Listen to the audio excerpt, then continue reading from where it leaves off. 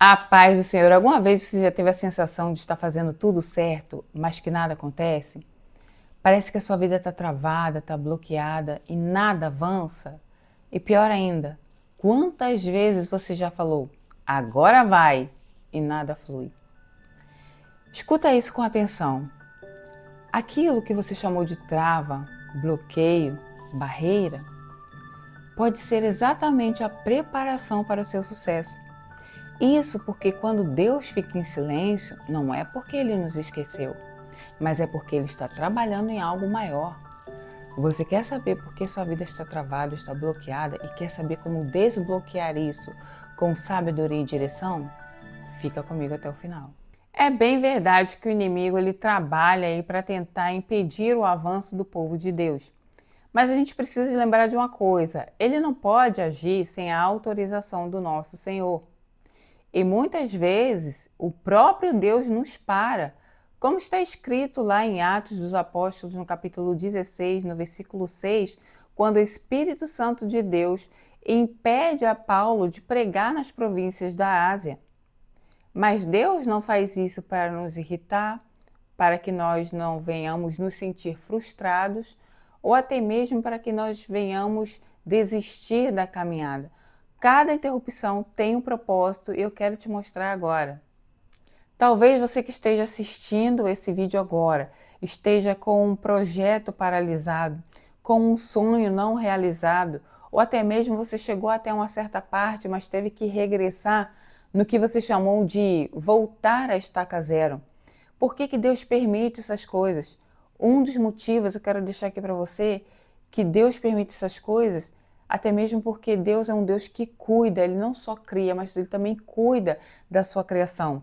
Pode ser um espelho, um exemplo do cuidado de Deus para contigo.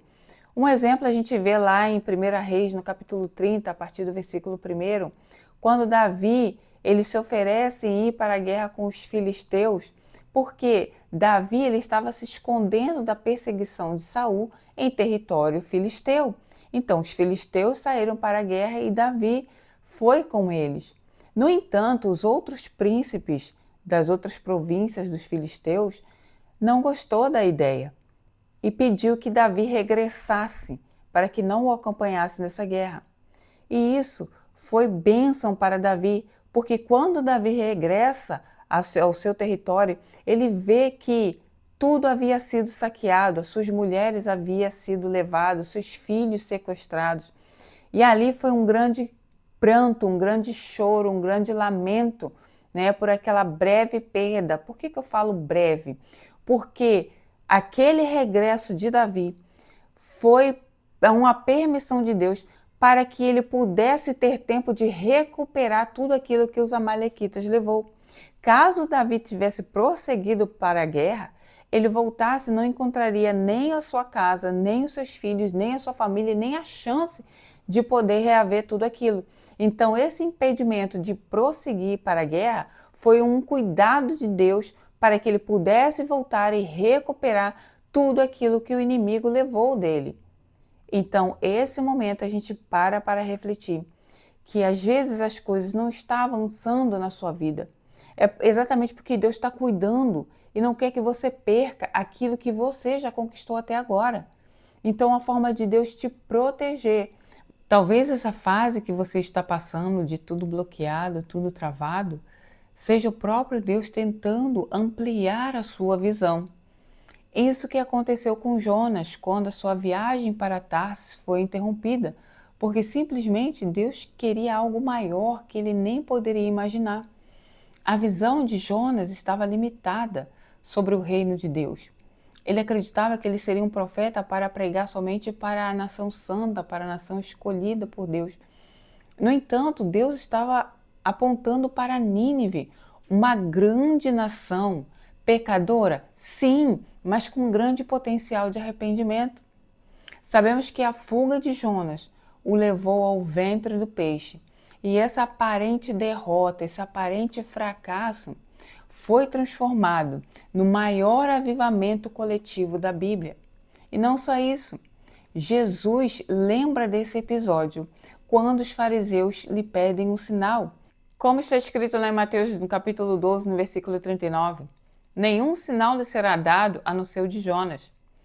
Ali Jesus, ele pega o que parecia uma vergonha, que parecia um fracasso na história de Jonas e usa profeticamente para apontar a sua própria vitória contra a morte e contra o inferno.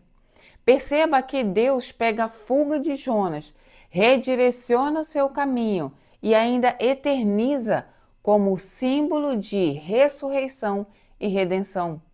Estava apontando para o nosso Senhor Jesus. Jonas, ele sai do ventre do peixe e leva a salvação à cidade impenitente. Jesus, ele sai do coração da terra e traz salvação para os gentios. E é assim que Deus trabalha. Ele alarga a sua visão, mesmo que para isso ele precise interromper a sua jornada atual. Outro motivo pelo qual tudo esteja parado na sua vida seja porque o nosso Senhor está te chamando a atenção para algo mais profundo. No exemplo anterior, vimos que Deus parou a viagem de Jonas para que fosse transformada a sua rota, para mudar a sua rota. Mas há momentos em que Deus interrompe a nossa trajetória para que algo em nós possa ser trabalhado.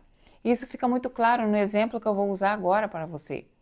Em Atos dos Apóstolos, a gente vê Saulo perseguindo os cristãos, indo para Damasco para essa finalidade.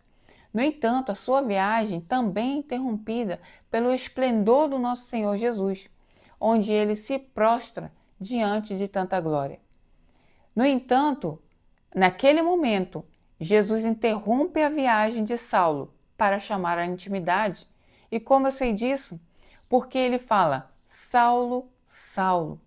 E eu já expliquei aqui em outros vídeos que na Bíblia, quando uma pessoa é chamada pelo nome 2 vezes, isso significa um tratamento de intimidade. Jesus, naquele momento, estava chamando um perseguidor dos cristãos à intimidade. Sim, porque ele chamou 2 vezes o nome, Saulo, Saulo, e em seguida lhe pergunta, por que me persegues? E ali a gente vê um diálogo em que Saulo é completamente transformado. Saulo está indo para o mesmo destino, mas com um novo coração.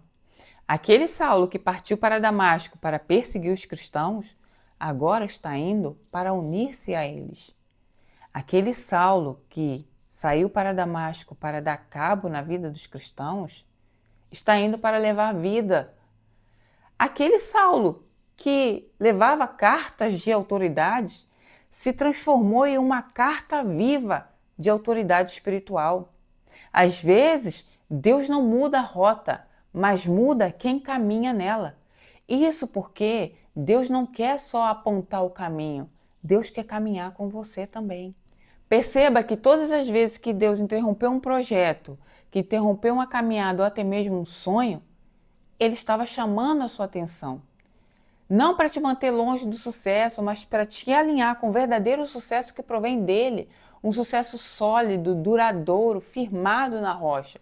A única coisa que você precisa fazer é pedir a Deus que não te mostre apenas o caminho, mas que Ele caminhe com você, porque Ele é especialista em transformar em cenário de fracasso no ponto de partida para o sucesso.